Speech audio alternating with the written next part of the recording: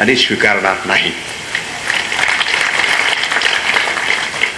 पण चांगुलपणाचे सुद्धा त्याचे पण तोटे असतात. परंतु ते तोटे जरी असले ते क्षणभरचे तोटे असतात, परंतु चांगुलपणाचा आयुष्यभर फायदा असतो. तो आयुष्यभर फायदा असतो आणि म्हणून आयुष्यभराचा फायद्याचा विचार आपण केला पाहिजे. आणि म्हणून आपल्या सर्वांना की जे चांगलं चाललंय त्याला चांगलं म्हणण्याचं सुद्धा दानत ही आपल्यामध्ये निश्चितपणानं असली पाहिजे. म्हणण्याची सुद्धा दानत तुमच्यामध्ये असली पाहिजे.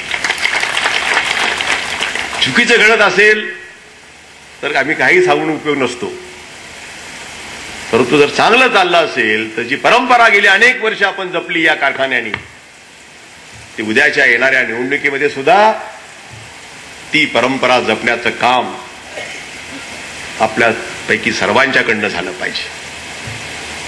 कुणाच्या मनामध्ये असतं असं कसं जाऊ द्यायचं, अवघं जरा आडवावं तर लागतं की नाही.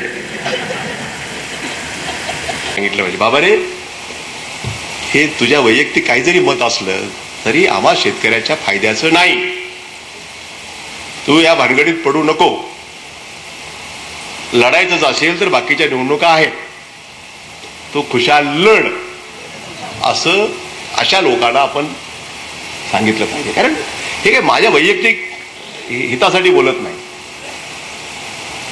एवढ्यासाठी की एक परंपरा आहे. हे काय आम्ही काय निवडणुकीला घाबरलोय, आता आपलं कसं होईल, असा कुणी गैरअर्थ त्याच्यातून काढू नये.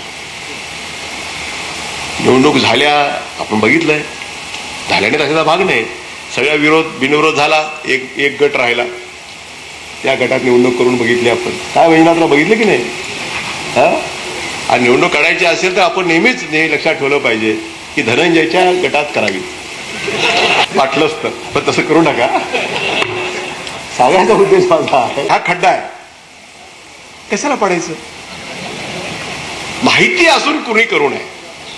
म्हणून आपल्यापैकी सर्वांना माझी विनंती आहे की उद्याच्या येणाऱ्या केव्हा ज्या निवडणुका लागतील तेव्हा मांजरा कारखान्याची परंपरा हे लक्षात घेऊन आपण जे काही संचालक मंडळ आम्ही ठरवू त्याला तुम्ही आशीर्वाद द्यावा, अशा प्रकारची विनंती मी आपल्याला करणार आहे.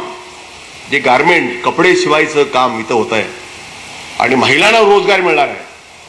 महिलांना कपडे शिवायचं, हे कपडे शिवून डायरेक्ट परदेशी जाणार.